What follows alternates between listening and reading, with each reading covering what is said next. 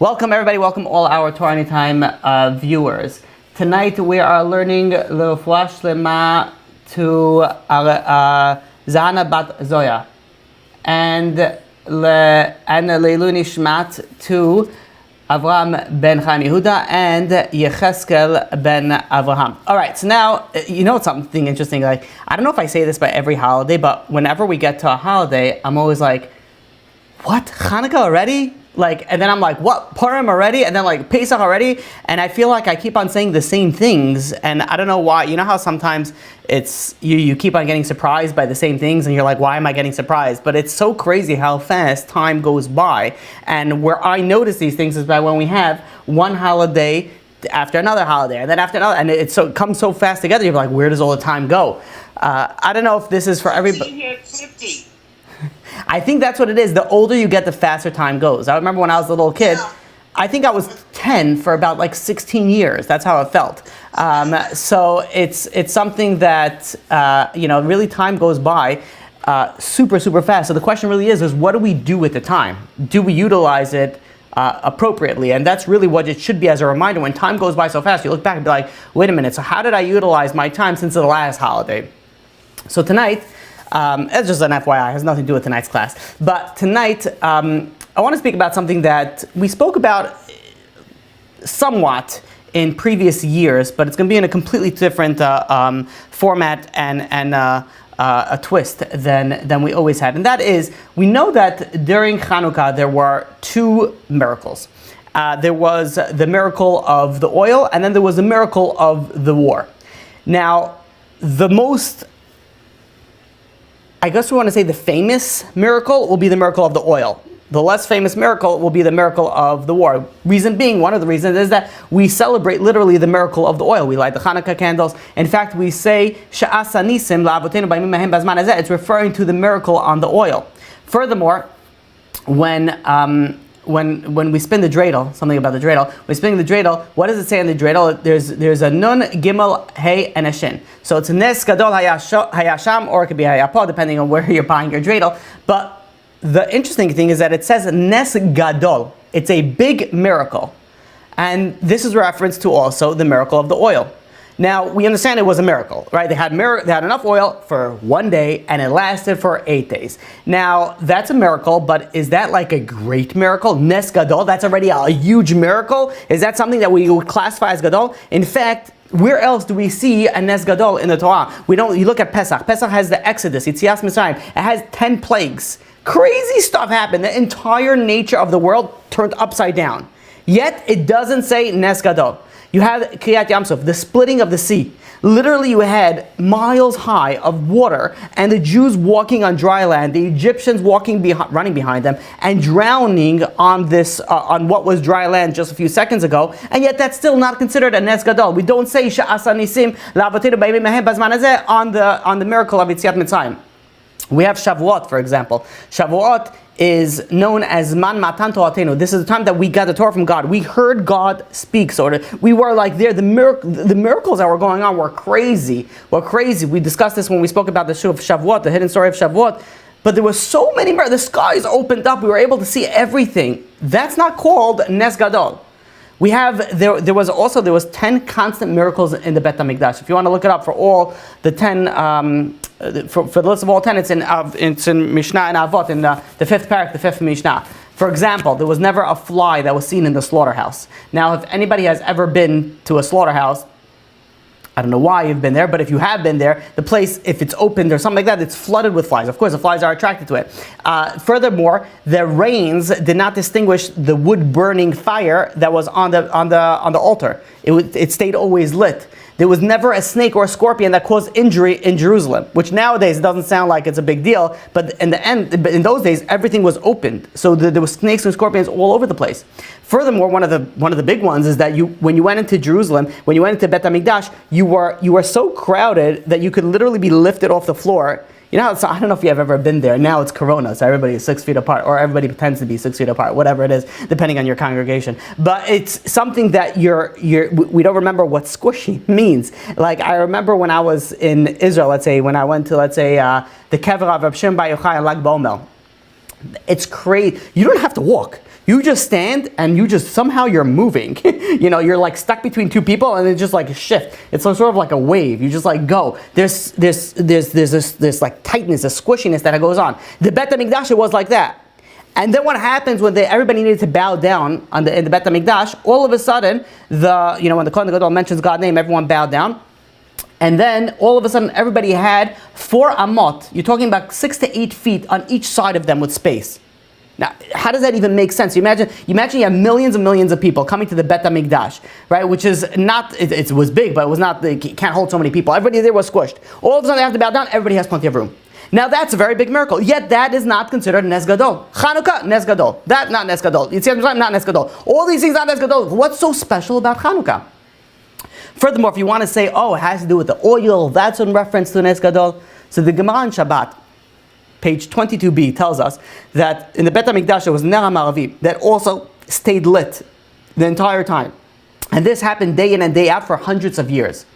And yet, even though this was a miracle, that the Ner HaMaravi stayed lit, from the time that it was lighting till the next time that it was supposed to be lit, it always stayed lit, it still wasn't called a Nes Gadol. So the question that we have to figure out is, why is it so special in Chanukah that number one, it's a Nes Gadol, number two, we say Sha'as HaNisim. Now we're going to ask another question, but before we get to the other question, we have to give a brief introduction into the history of what was going on during the time of the Greek occupation when the story of Chanukah happened. Now, historically, the Jewish nation had 2 different types of enemies. We had the enemies like the Egyptians, like the Persians, Haman, like the Crusades, like Hitler, who all they wanted to do was to destroy us physically. They wanted to kill us brutally, whatever it is, just get us dead. Just make it dead, make it done with, get rid of the Jews. That was what we're kind of used to, historically. But then all of a sudden comes the Greek occupation. All of a sudden comes the exile of Yavan, of Greece. And they didn't mind if we stay alive. They're like, no, you could stay alive. They didn't attack us in our physical beings. They attacked us in our spiritual beings. The Greeks were not after our physical, extermination. They were after our spiritual extermination. To see how they did that, one of the first things that Antiochus did was take control over the temple. And he did was by influencing the office of the Kohen Gadol, the high priest. We're going to discuss about this, shortly.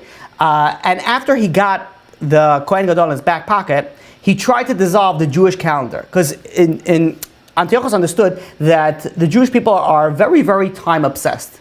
Very, very time obsessed. And I know I started off by saying that has nothing to do with the class, with the little rant that I gave, but it really does. Because we are time obsessed. When you think about it, everything that we're doing in Judaism is surrounding time. You have Shabbat, that comes in time. You have the observance of Rosh Chodesh, the new moon, that is also around time. So what Antiochus did was he tried to destroy the aspect of time for the Jewish nation. Now, how did he do that? He said, no more, you're not allowed to keep Shabbat.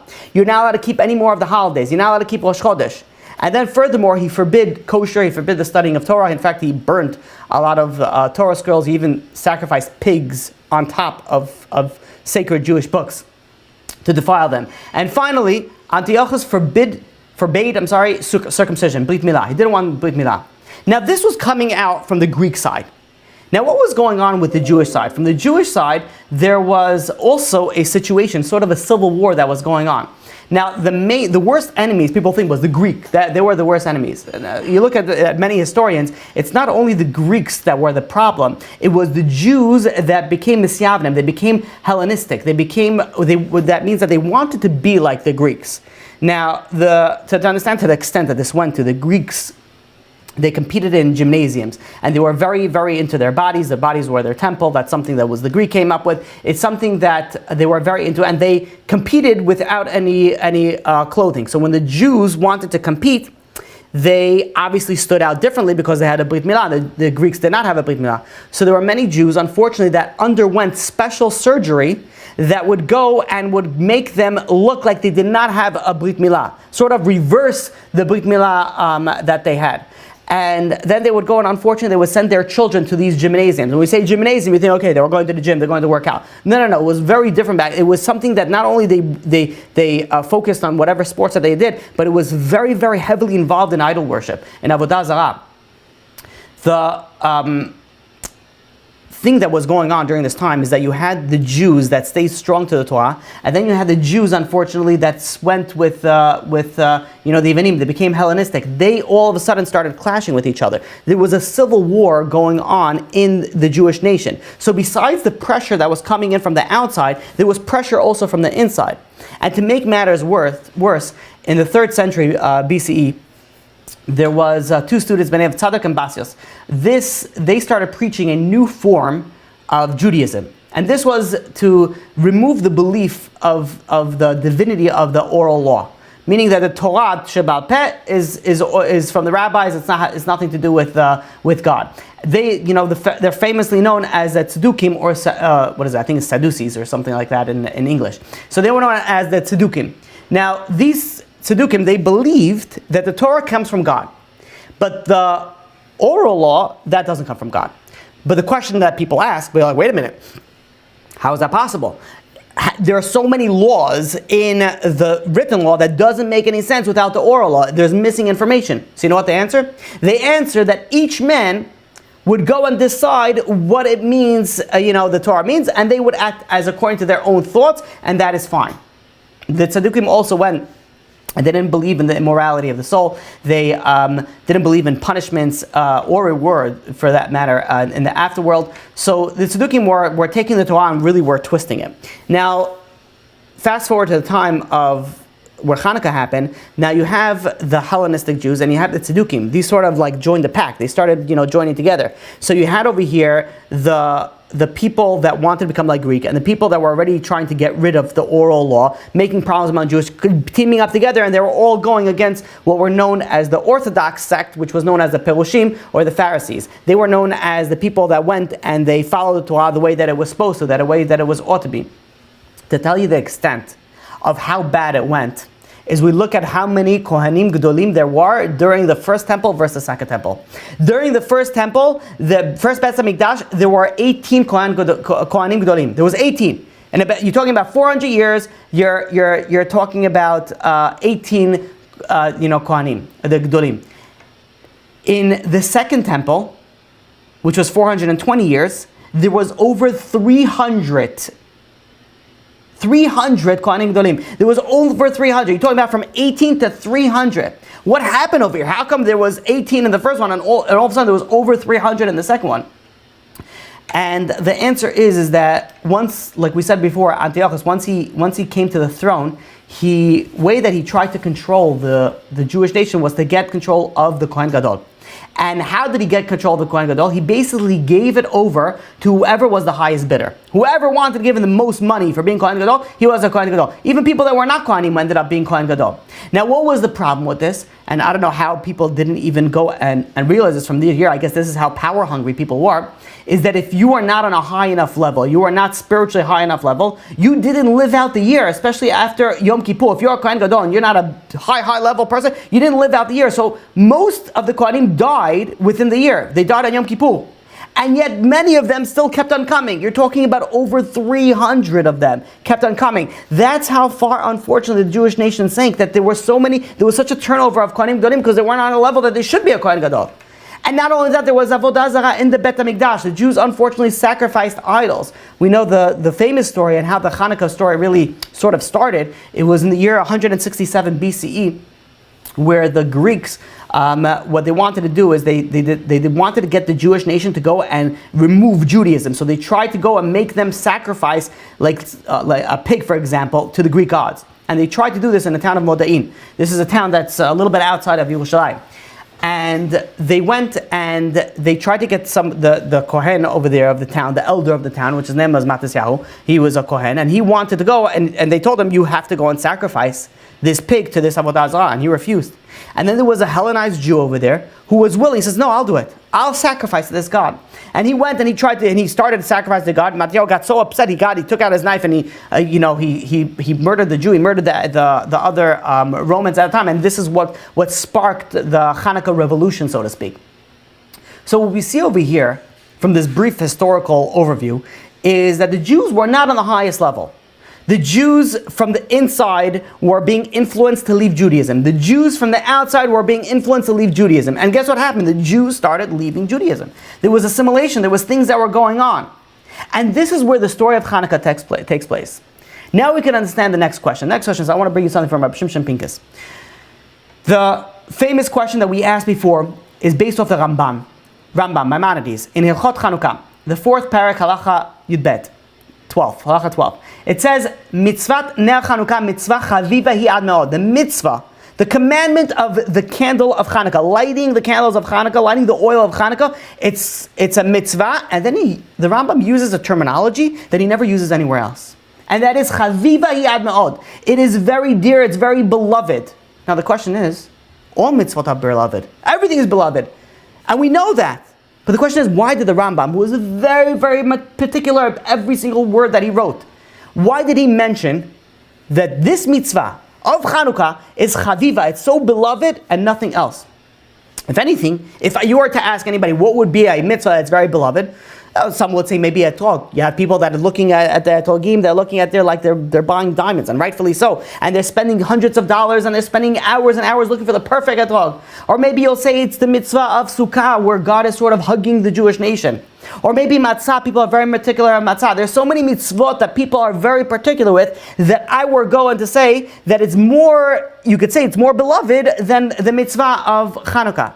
So the question is, why is it that of all the mitzvot, mitzvah of Chanukah is something that's considered beloved, chaviva ad me'od, maybe mezuzah, maybe tefillin, maybe writing a sefer Torah, why is it only and specifically Ner Chanukah? So now we asked here so far 3 questions. Question number 1 is, why is Nes Chanukah considered Nes Gadol, such a great miracle? Question number 2 is, why is the only place we say Sha'asa Nisim only on Nes Chanukah, on the miracle of the oil? Again, this is all going only on the oil, not on the miracle of the war. And thirdly, what is so beloved? What is so chaviva? What is so beloved by Ner Chanukah as opposed to anything else? So I want to share with you the answer from Reb Shimshon Pincus.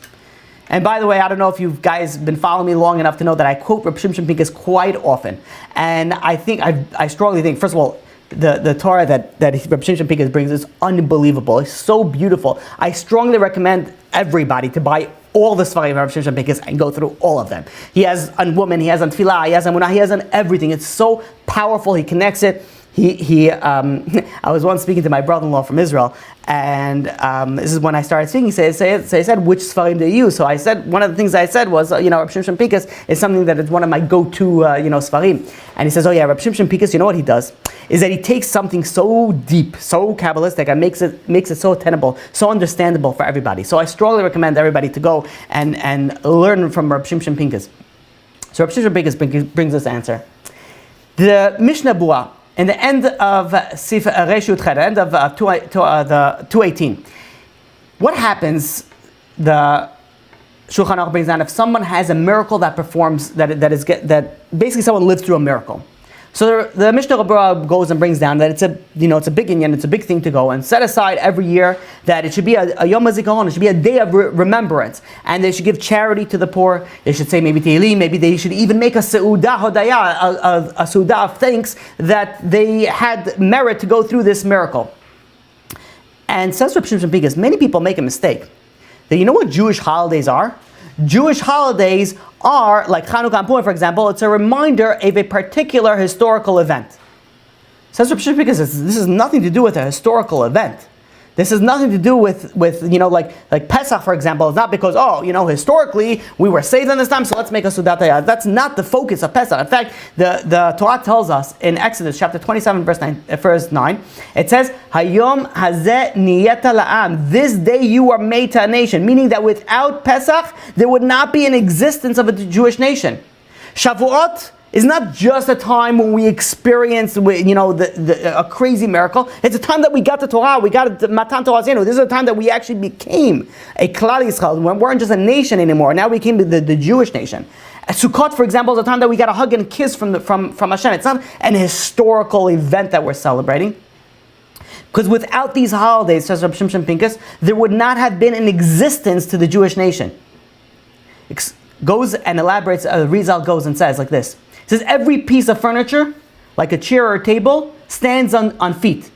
It's known as raglaim. Raglaim are feet. The Jewish nation also stands on something that's called 3 feet. These are known as the Shalosh Regalim. Shalosh Regalim is the 3 holidays, 3 feet, basically the 3 stands of Judaism. That's Pesach, Shavuot, and Sukkot. But says Rabbi Shimshon Pinkus, the Gemara on Shabbat, page 21b, goes and it says, what's the mitzvah of Chanukah? To lighting the Chanukah. The Gemara says, mitzvah mishetishka hachama at shetichle regel min hashuk. What's the mitzvah of Chanukah? The mitzvah of Chanukah is when from sunset until the traffic, until people stop walking in the marketplace. What is the wording that the Gemara uses? At shetichle regel. Until the foot ceases from the marketplace, meaning that Chanukah is also a foot of Judaism, and without Chanukah, this will all collapse. Judaism is holding also not just on the Shalosh Regalim of Pesach, Shavuot, and Sukkot, but it's also on Chanukah. Now we know the special aspects of Pesach, for example. We became a nation. We went out of Egypt. The special concept of the special lesson, if you want to say, of Shavuot, we got the Torah. The special things that we learn out from Sukkot, it's a time of dekut, of connection to God. What's the special lesson of Chanukah? Says Rabbi Shimshon Pinkus, this is where we learn how to cope and deal with our difficulties, with our darkness, with our sufferings, and with our exile. There are many people that go, and how do they deal with their problems? They repress it. They suck it in, and they try to forget about it. But that's not the correct way. The correct way is you know how to have to deal with it. And Chanukah teaches us on how to deal with these situations. So let's try to go and explain this. The difference between the Jewish nation and, let's say, the other nations of the world vis-a-vis dealing with God is not that the Jewish nation says that there is a God. The fact that there is a God is very obvious. Anybody with a half a brain could go and realize that there is a God. Even in the dollar, American dollar, it says, "In God we trust." Even though atheists are trying to go and try to remove that, but it still says, "In God we trust," meaning that anybody with a half a brain goes and understands that there is a God. You look at the world, you know that there's some sort of creator. But there was a deep philosophical questions that many philosophers were going and dealing with. And that is, okay, so let's say that there is a God. But how can we go and have a connection between us and God? Think about the connection between human and animals. Can a human go and understand or learn or be capable of communicating with an animal? And I'm not talking where you teach your dog how to fetch. Can you communicate? Can you talk to animals? Now, if you think of there's animals, there's a language of the animals. I'm not talking about Shlomo HaMelech, separate case. But you think about animals, there's a language of the animals. But it's not just learning a language. There are many people that can learn languages. And in fact, I was looking up to see there are people that know 30, 40, even 60 languages. It's including different dialects. Imagine what that is, learning 60 different languages.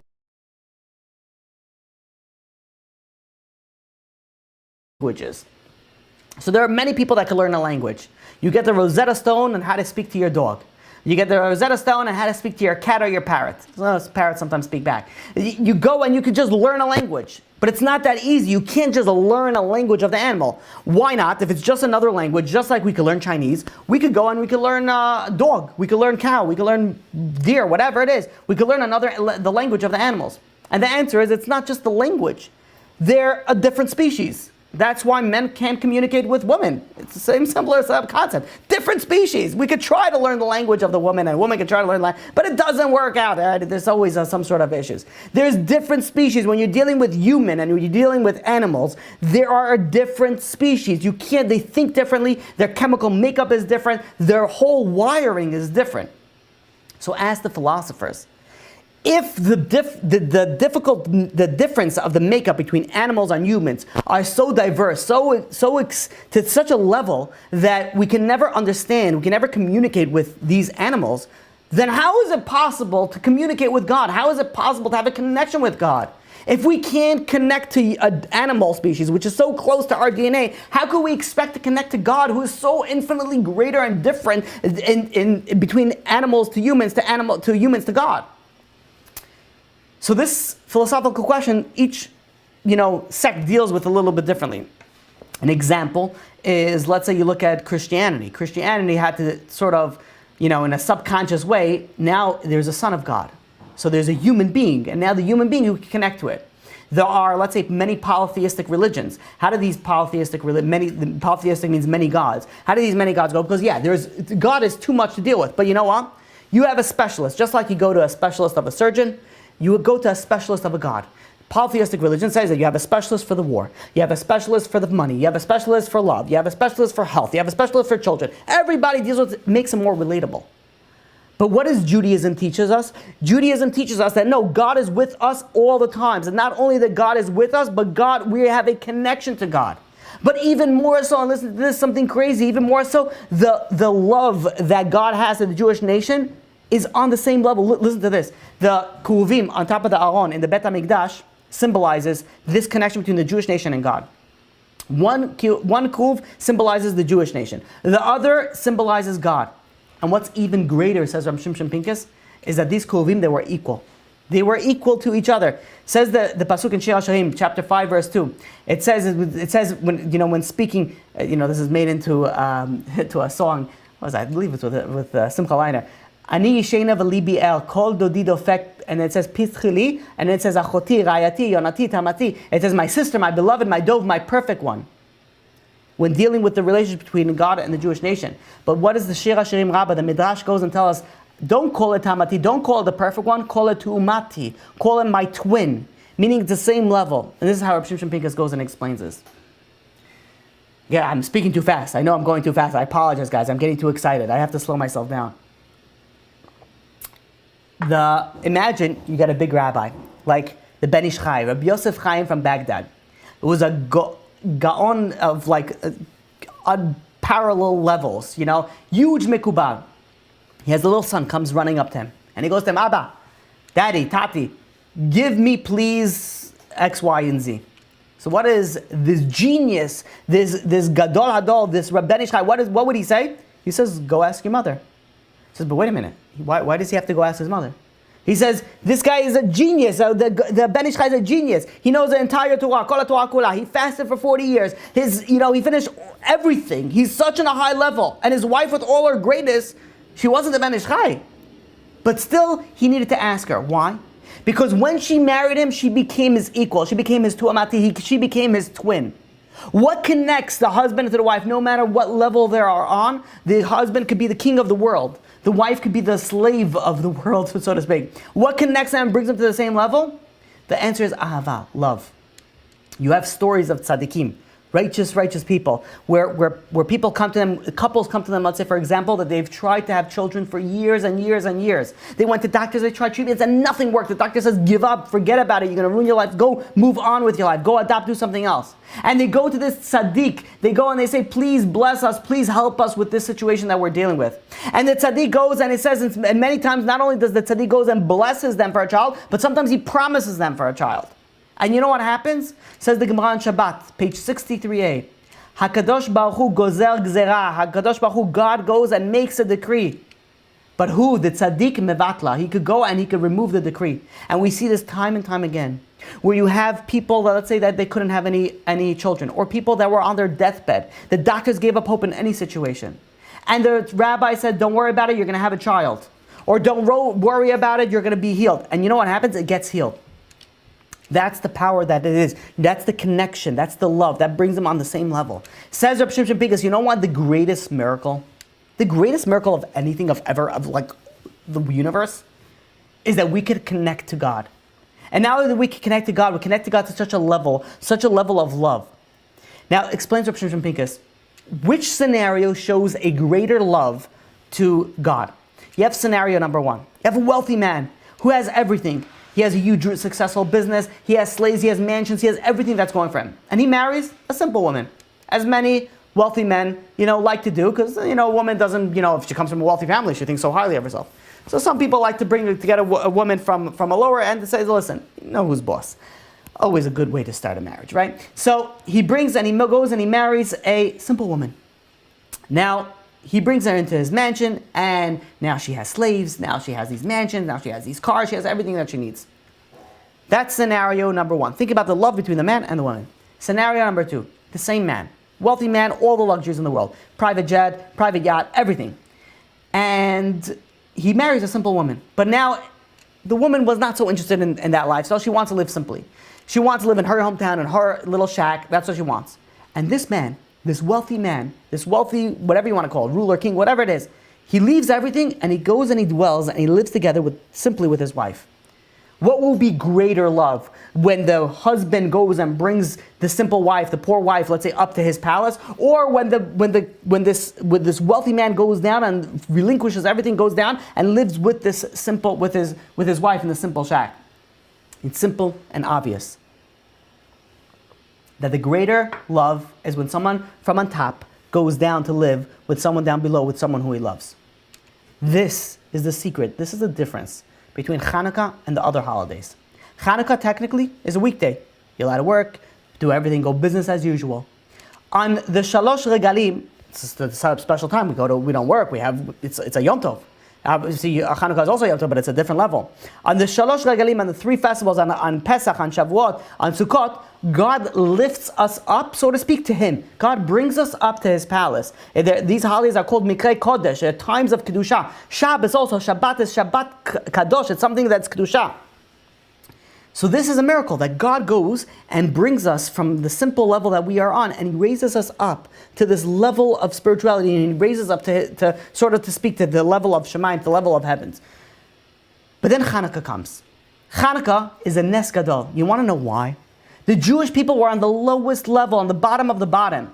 They were in the darkness. They were Hellenized. They went and they became, unfortunately, Greek. But few Jews remained strong. And then there was a miracle Allah made. The miracle of darkness, this revealed to the Jewish nation God's great love for the Jewish nation. As it says in Tehillim, chapter 91, verse 15.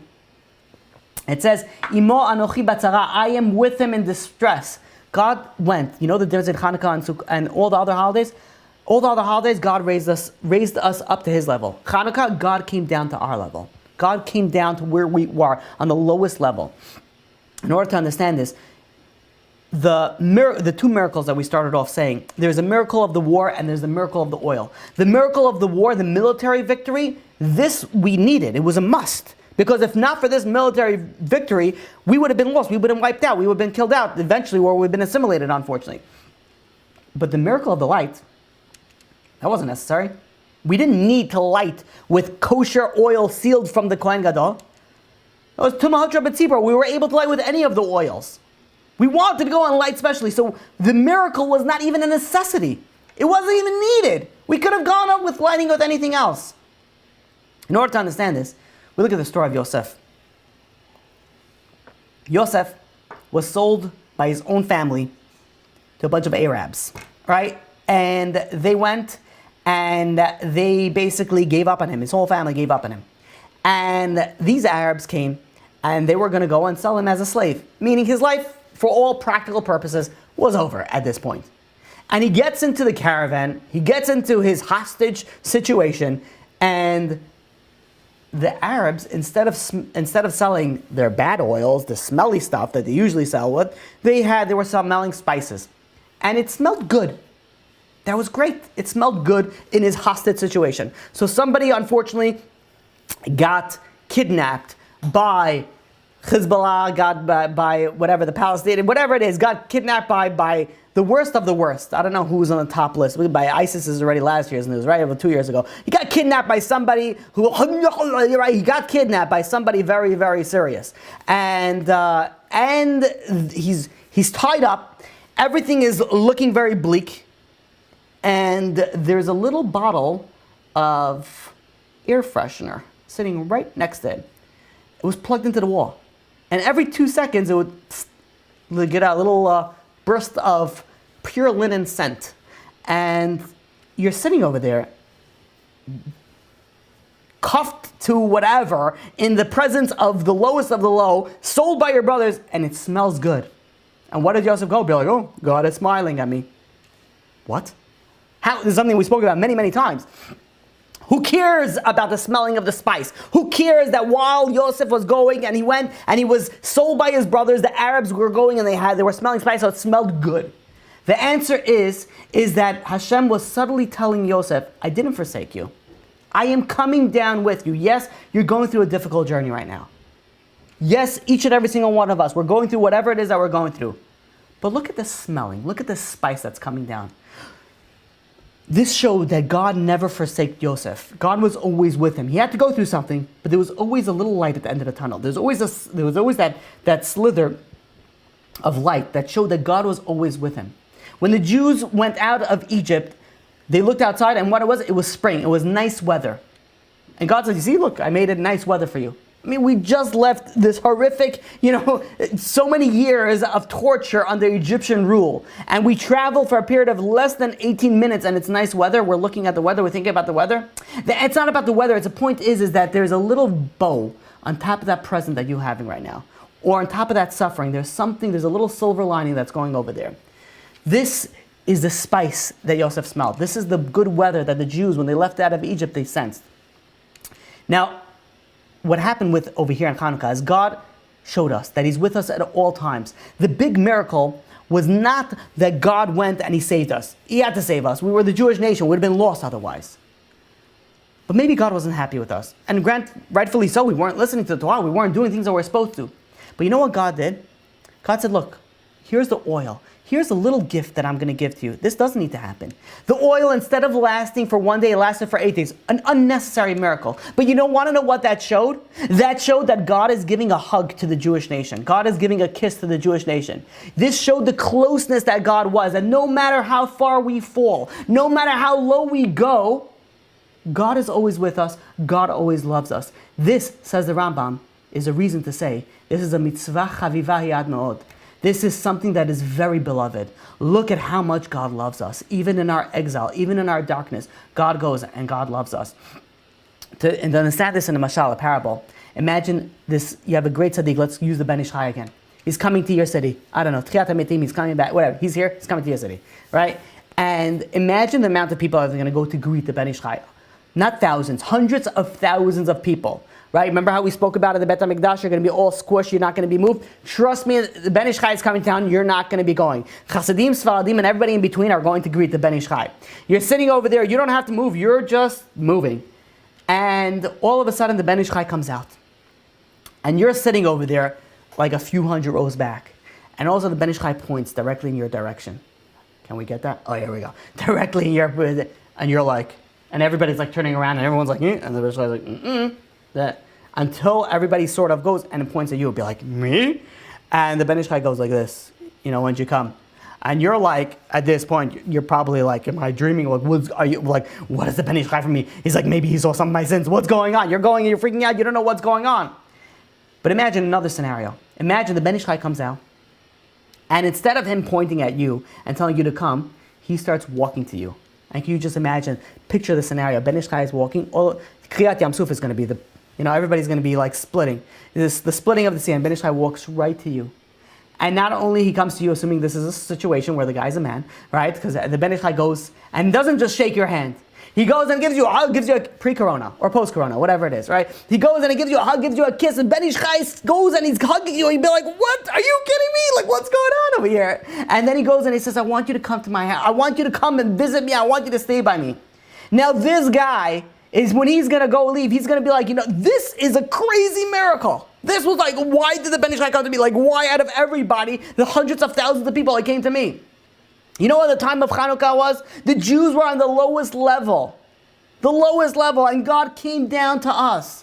God came down to us. You know what the miracle of Yetziat Mitzrayim showed? It showed the glory of God, as it says in Shemot, in Exodus, chapter 8, verse 18, that the miracles, the purpose were, Leman Teda ki ani Hashem b'kerev haaretz, that you should know that I am God amongst the land. I am God. It was showing who is boss.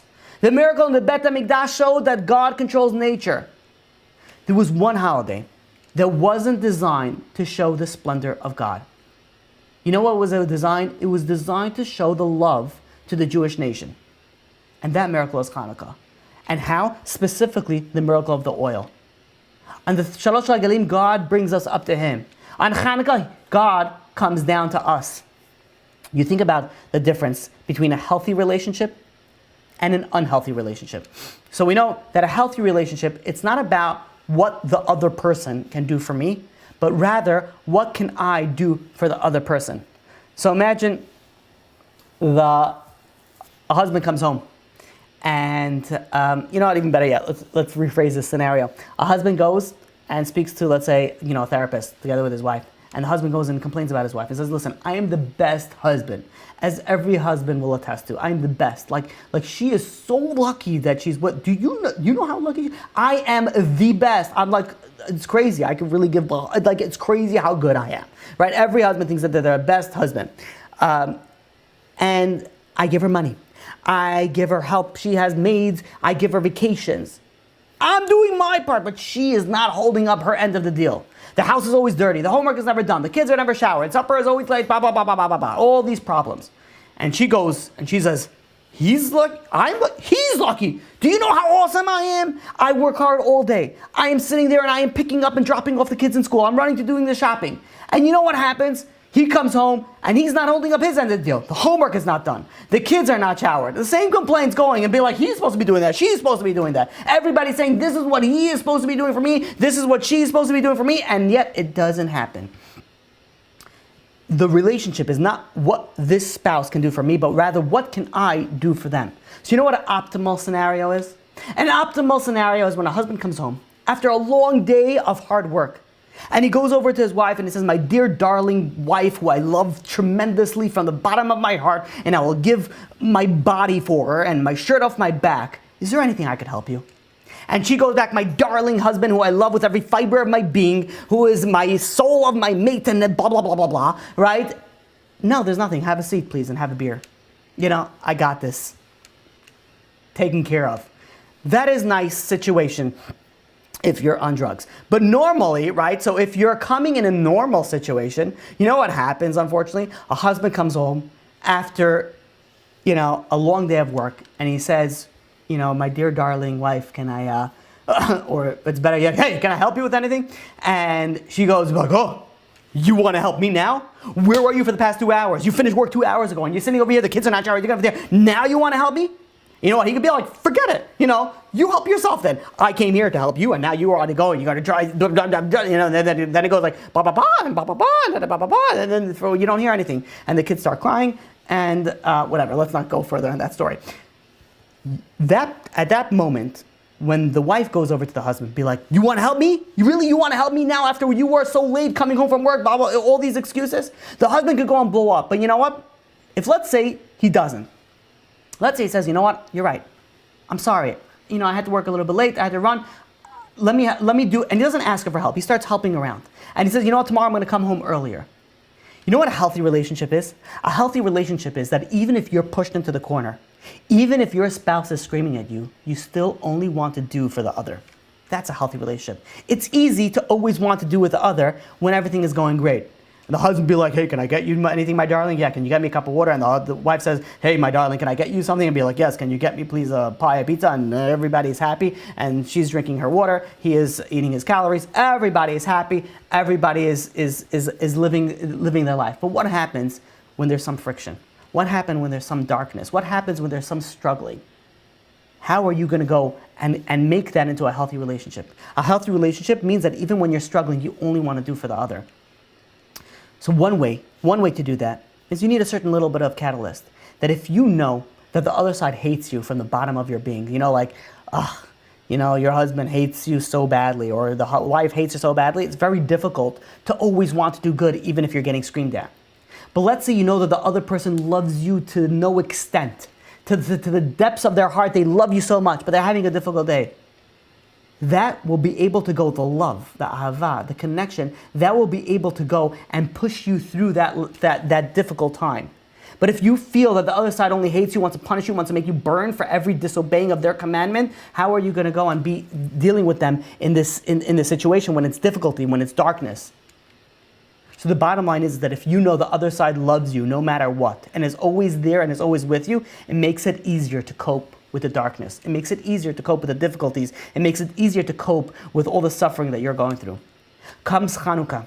Chanukah is a time when the Jewish nation is at its very, very low point. And you know what God says? I love you. I care about you. Here's a hug. Here's a hug from God. God says there's going to be a long exile ahead of you.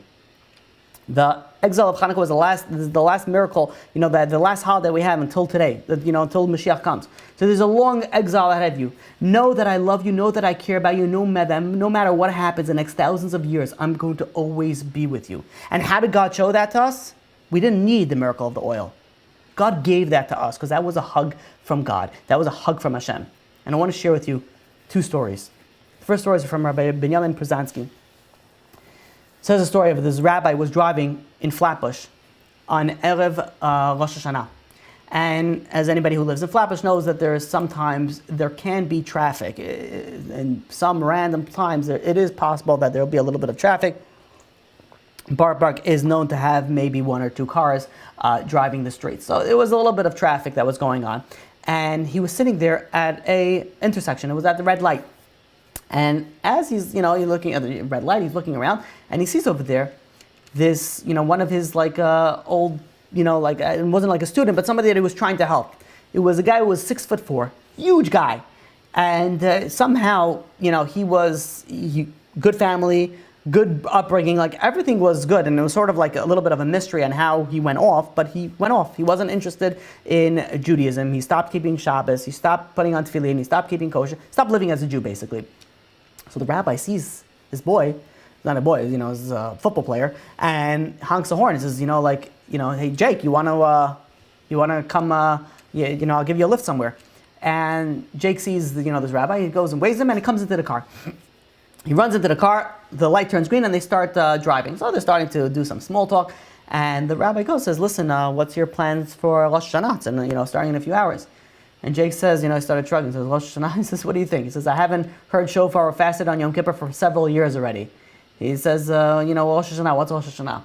So the rabbi goes and says, listen, I'm heading towards Borough Park. Why don't you come along? You have nothing else to do anyways, just tag along. He says, fine, got nothing else doing, I'll come with you. They're driving. They're getting to Borough Park, and suddenly the rabbi goes and says, listen, doesn't your grandfather live somewhere around here? And this Jake's grandfather was a big tzaddik. And the Jake says, yeah, he lives 2 blocks away. So the rabbi guy says, that many Jews go and they seek blessings, from the special day before Rosh Hashanah from a tzaddik. Maybe we'll go and stop by and say hi to your grandfather. Maybe we'll get a little blessing. So Jake says, listen, I haven't seen him in years. It's not really going to be so good. But, the rabbi goes and says, it's Erev Rosh Hashanah. Your grandfather's big today. Come on, let's just go. We'll do it quick. And Jake goes and says, you really think you want to see me? He thinks I'm a shegitz. He thinks I'm a bum. He thinks I'm a nobody. And the rabbi says, listen, I'm sure your grandfather loves you. And that was like a trigger word, love. And Jake says, love? Yeah, right. Love, no such thing.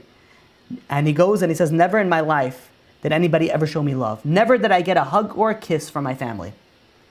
Now the rabbi heard him mumbling this under his breath, and he's like, what did you say? And Jake's like, no, nothing, just like my family doesn't really love me. And he goes and says, listen, Jake, I'm sure your grandfather loves you. He's your grandfather. He says, let's just stop by for a minute. And Jake, he was able to convince him, and they finally agreed. As he was driving, the rabbi was thinking to himself, it's a little bit of, it's comical and sad how you have this 6'4" monster of a guy wanting a hug, and at the same point in time, it was sad that he never got any hugs or kisses from his family. So he goes and he arrives at the grandfather's home, and Jake goes inside. Meanwhile, the rabbi stayed outside. He says, I'm going to be right in. As he's waiting outside, he calls Jake's mother. And he says, listen, I just picked up Jake, and I dropped him off by, by his grandfather. And is there a reason why he would mention that he never got any hugs or any love from the family?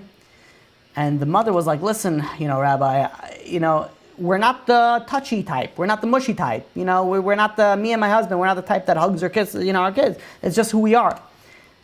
So the rabbi goes and says, listen, Jake really needs a hug. He really needs to show. He says, I'm sure you love him. I'm sure you care about him, but he's not getting that message.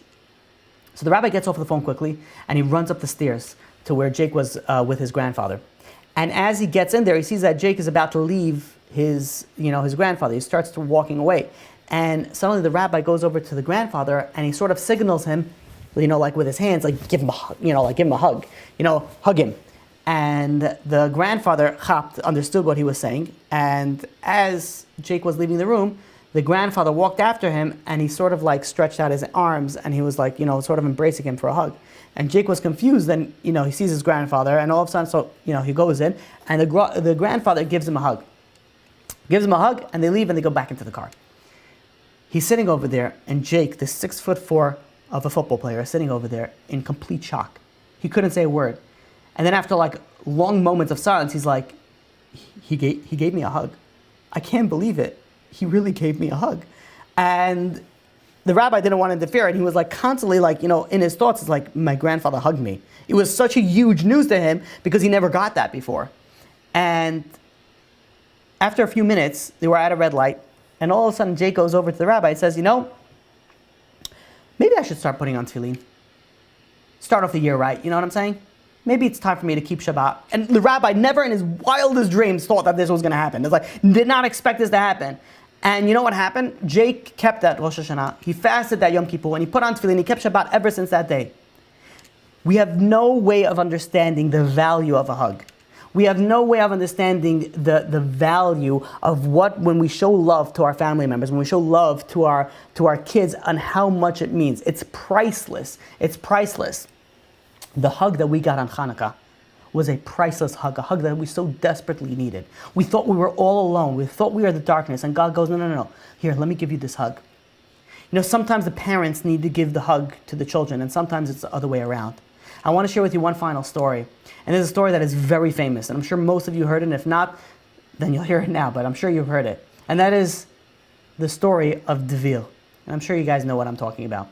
In the winter of 2008-2009, there was known as the Gaza War, or otherwise as Operation Cast Lead. This was the war when Israel went into Gaza. Now, there was, unfortunately, the first casualty, the first Israeli soldier killed. His name was Devir Amunulav. And he was the first tragedy. And the family situation was very, very sad because the father had recently died of cancer 2 years before Devil was killed. And Devil was the only son. They had some daughters, but he was the only son. Now, the mother, which her name was Dalia, took this very hard. She just lost her husband 2 years ago, and now she lost her son, Devil. She felt that this was a slap in the face from God, and she was very angry at God. She decided that she's not praying anymore. She's not making any brachot. She was like, she couldn't do anything of that. One day, few months go by. One day she's walking around in her house, and her house is empty. Her husband is gone. Devil is gone. Her daughters weren't home. And for the first time since her son died, she decides that she's going to talk to God. And she goes over to God and she starts crying. She says, did I do something wrong? Like, why are you doing this to me? A question that many people ask when they're going through difficulty. Why, God? Why are you doing this to me? And she's going through very difficult. And she started talking to God. And then she goes and says, God, says, do me a favor. Please give me a hug from Devil. I want to know that his death had some meaning.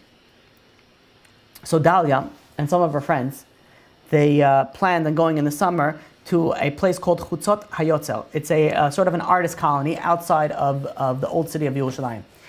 And they decided they were going to go on a certain date. But Dalia's younger daughter said, no, can we go a week later to this area because there's a concert over there and I want to go to this concert. So Dalia was very depressed. The mother of Devil was very depressed. She did not want to go to that concert. But again, her daughter also went through a lot and she didn't want to disappoint her daughter. So she decided she's going to go to this concert. A week later, they find themselves sitting in the concert, waiting for the performance to begin. Now, this auditorium, this place was huge. They had room for 8,000 seats. She's sitting over there, waiting with her daughter, waiting for the concert to begin. All of a sudden, there's a little tap on her shoulder, and she turns around, and she sees this little cute boy, 2 years old, blonde hair, blue eyes, just looking at her, smiling, and she goes, and she was a kindergarten teacher, so she was very familiar with kids, and she was like, hello, little boy, how are you? And he's just like looking at her and says, do you want to sit next to me? And this is Israel, so this is not weird. This is where kids go out to work at the age of 3 or 4. So he goes and he sits down next to her, and meanwhile the father, which was sitting 2 rows back, was observing the whole thing. And all of a sudden he goes, and he calls out to him, and he says, this boy's name was Eshel. And he says, Eshel, why don't you come and sit next to me and Devil? And suddenly, the Dalia, the mother of Devil, turns around and she says, "What did you say your son's name is?" And the father's like, "Who? Devil? The one, he was holding a baby." And he says, "Devil." He says, "His name is Devil." He says, "Why?" He says, "How old is he?"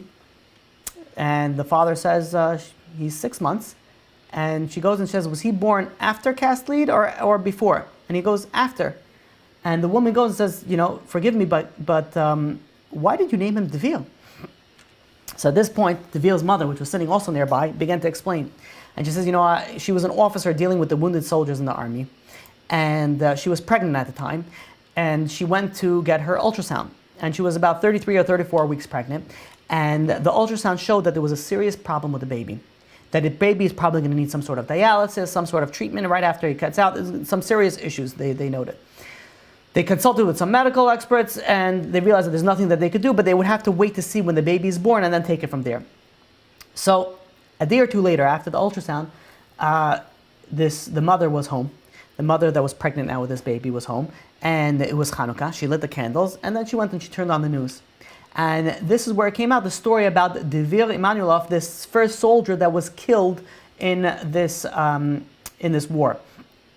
And she was very saddened by the news. She was very connected to as all Jews are, we're very saddened when we lose a fellow Jew. And she decided that she's going to make a deal with God. And the deal was as follows. She says, God, if you give me a healthy son, I promise to name him Devir in memory of the soldier that was killed. A short while later, she gives birth to a healthy, beautiful baby boy. And true to her word, she named him Devir. Now Dalia, the mother of Devir, is sitting over there with her mouth open, like in shock. After this, the mother of Devir, the mother of the baby Devir, is telling the story to the mother of the soldier Devir, who was sitting over there. And after like a few seconds, Dalia goes over and says, I'm Devir's mother. And the parents were like, what? She's like, yeah, that was my son. I'm his mother. And the parents didn't believe her. They were like, are you from? And she's like, yeah, my name is Dalia Aminalov, and I'm from Pisgat Ze'ev, and that was my son Devir. The woman, the two women over there, they couldn't believe it. They fell into each other's arms. They were hugging, they were kissing, they were crying. And then suddenly, out of the blue, for no reason whatsoever, the mother of baby Devir picks up Devir. She has a sudden inspiration. She goes over to Dalia and says, here, Devir wants to give you a hug. Those were the words that she used. Devir wants to give you a hug. And the emotion that this Dalia felt at this point was unexplainable. She literally just asked God. It says, God, please give me a hug from Devir. I want to know that his death meant something. And not a short while later, did she get a hug from Devir. You want to know what Chanukah is? Chanukah is a hug from God.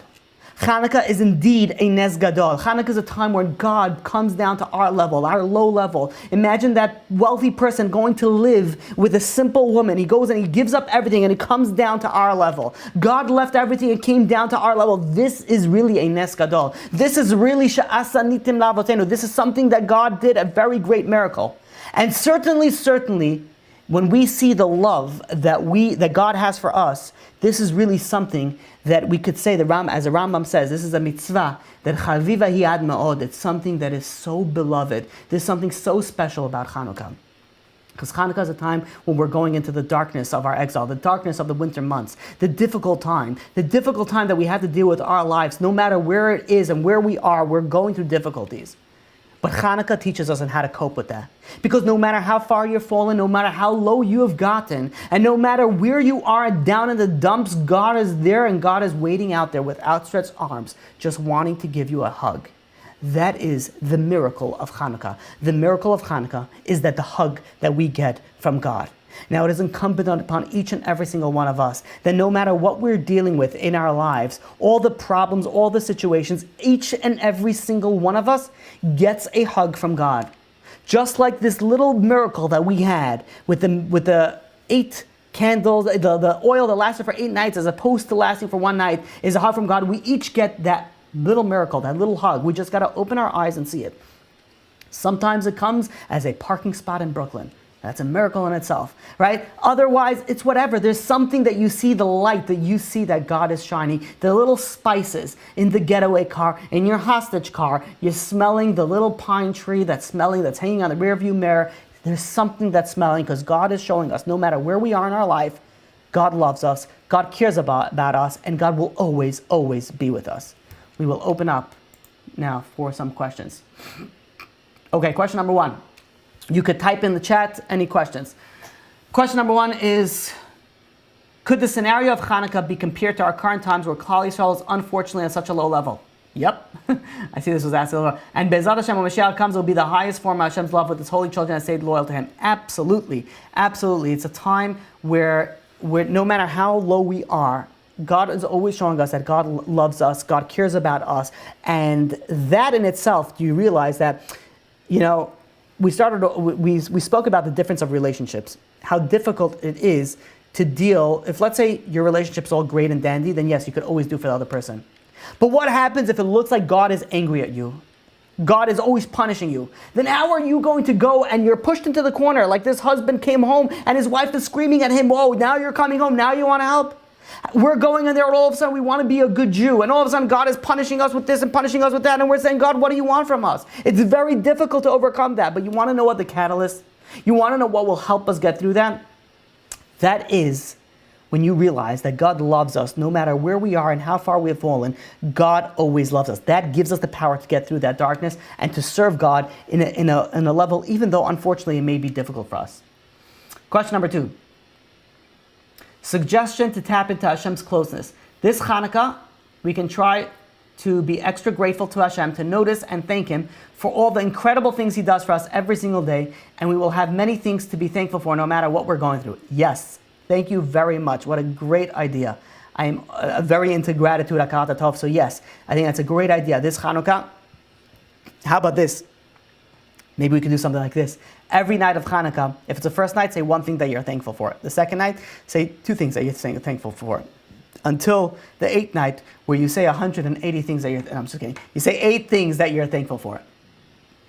Okay, looks like that is all for the questions. Okay, thank you all for joining. And next week probably won't be because we give a class because it's Chanukah, but B'ezrat Hashem the week after that.